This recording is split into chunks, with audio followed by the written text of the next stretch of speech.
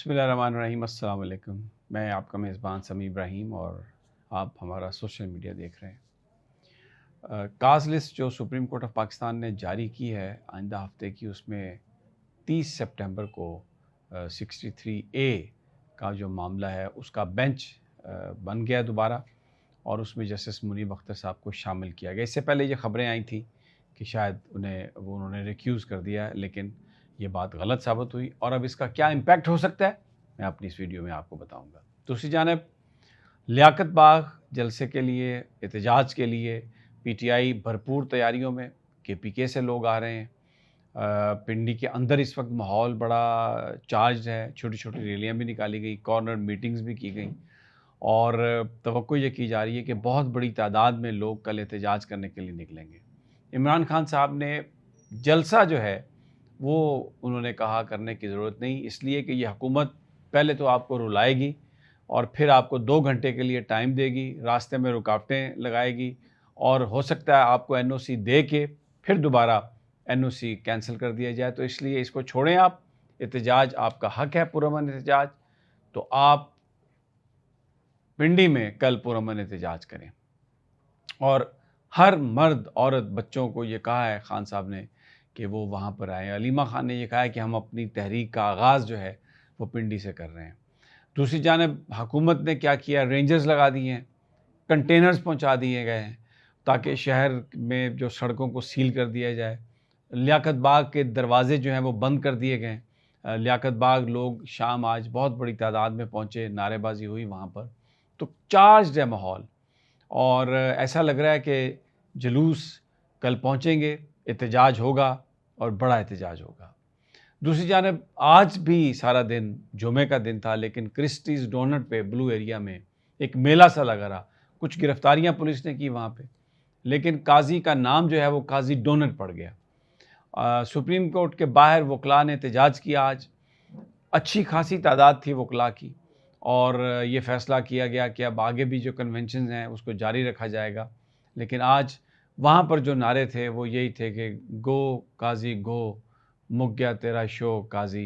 फिर इसके साथ ही काजी डोनट, और वहाँ पे वकला डोनट भी खा रहे थे। जिस नौजवान ने काजी फ़ाइज़ ईसा को कहा कि बुरा भला कहा, वो उसकी तस्वीर सोशल मीडिया पर वायरल, और इस वक्त एक हीरो का सा उसका स्टेटस हो गया पाकिस्तान में। ओवरसीज़ पाकिस्तानीज़ जो हैं वो भी मुख्तलिफ़ बयानात दे रहे हैं। लेकिन बहरहाल जैसे वो जो अरशद नदीम साहब हैं, उन्होंने वो जो एक थ्रो फेंका और वो रातों रात हीरो बन गए और ओलंपिक जीता, गोल्ड मेडल, और बहुत उनके पास कहते हैं अरबपति वो बन गए।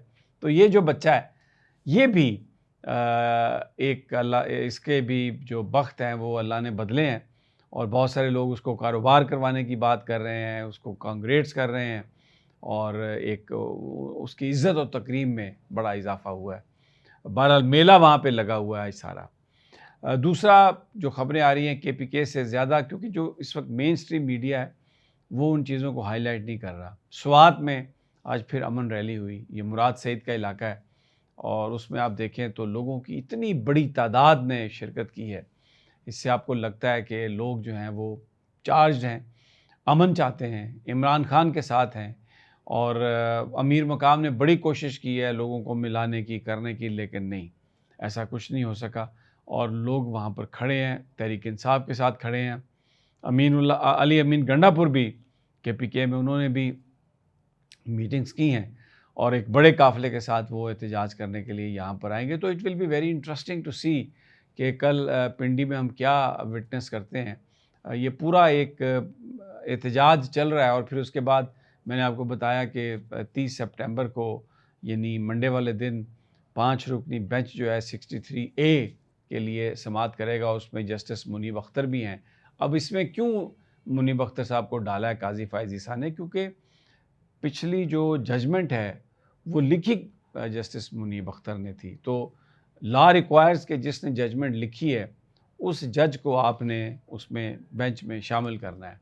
अब अगर मुनीब साहब मंडे वाले दिन बेंच से उठ जाते हैं ये कह कर के ये जो प्रैक्टिस एंड प्रोसीजर कमेटी है उसकी तश्कील गैर कानूनी है, और ये जो बेंच बनाया गया ये गैर कानूनी बनाया गया है, तो जो दूसरे 4 जज हैं वो इस केस की समाअत नहीं कर सकते क्योंकि मुनीब अख्तर साहब रिटायर्ड नहीं हुए।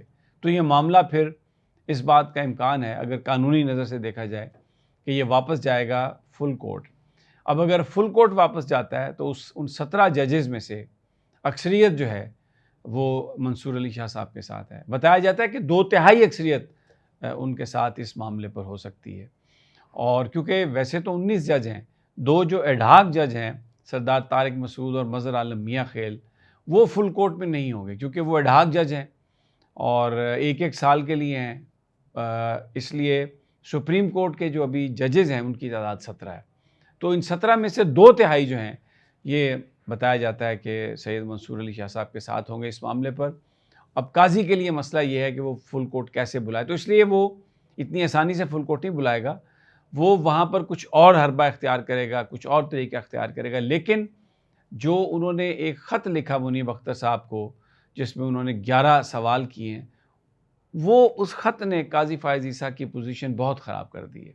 और उसमें जो पॉइंट्स उठाए गए हैं कि आपने उसके ख़िलाफ़ केस सुना, आपने उसके ख़िलाफ़ केस किया, आपने ये चीज़ नहीं सुनी, आपने छुट्टियों पर फ़ौक़ियत दी, छुट्टियों को फ़ौक़ियत दी, ये सब वो चीज़ें हैं जो बिल्कुल बचगाना, और जो लीगल फ्रेटर्निटी है, सहाफ़ी जो हैं, वकला जो हैं, वो सारे जो काज़ी फ़ायज़ ईसा को ही इस पर बुरा भला कह रहे हैं, बुरा भला, और कहते हैं कि काज़ी फ़ायज़ ईसा ने अपने आप को एक्सपोज़ कर दिया।